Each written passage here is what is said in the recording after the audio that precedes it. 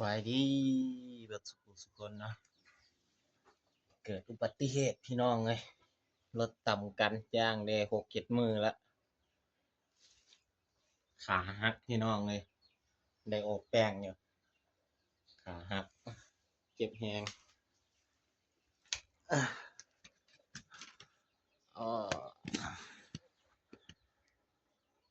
นอนอยู่นี่ได้7-8 มื้อแล้วพี่น้องเลยตัวนี้บาดเนาะพี่น้องตัวนี้มันบาดจีบได้ที่ฮอตพี่แล้วพี่น้องมี7 เข็ม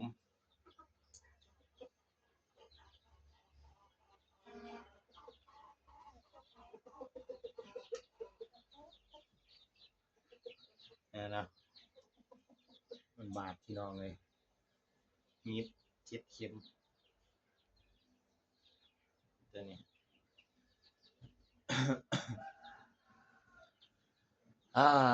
เจ็บแฮงดูกบีแข้งตัวนี้ฮะก็เลยได้ถามแป้งเจ็บแฮงพี่น้องเลยไปใส่บ่ได้ย่าง7 มื้อ6-7 มื้อแล้วอันยังวะ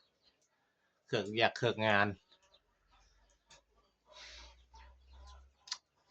มื้อนี้ก็มาลงทาง Facebook นะบ่ได้หลังจากที่ว่าบ่ได้ลงหลายมื้อแล้วเนาะทางเบาก่อนก็เลยมาลงให้พ่อแม่ FC ได้เห็นกันทางเพจทาง YouTube เนาะ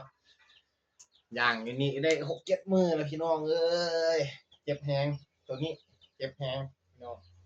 ดูกตัวนี้ฮะได้โซมไว้แนวนี้แหละพี่น้องเลยดูกบีแข้งนี่แหละ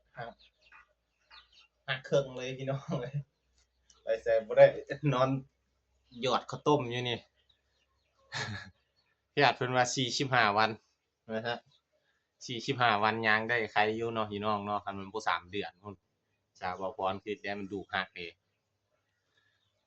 สาระฝากเป็นกำลังใจกดไลค์กดแชร์ให้หน่อยเด้อเกิดอุบัติเหตุพี่น้องบ่มีไผอยากเป็นดอกเนาะ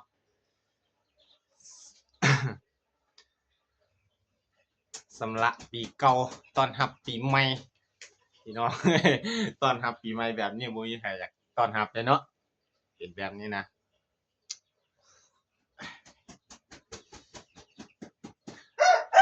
ซั่นล่ะเนาะปีใหม่นี่ก็อวยพรให้พ่อแม่ FC เบิดซุผู้ซุคนเนาะแล้วก็หมู่เพื่อนเบิดซุผู้ซุคนจงมีสุขภาพแข็งแรงเงินคำหลั่งไหลเข้ามาเด้อเบิดซุผู้ซุคนเนาะเท่านี้เนาะบายนอนหยอดน้ำข้าวต้มต่อพี่น้องเอ้ย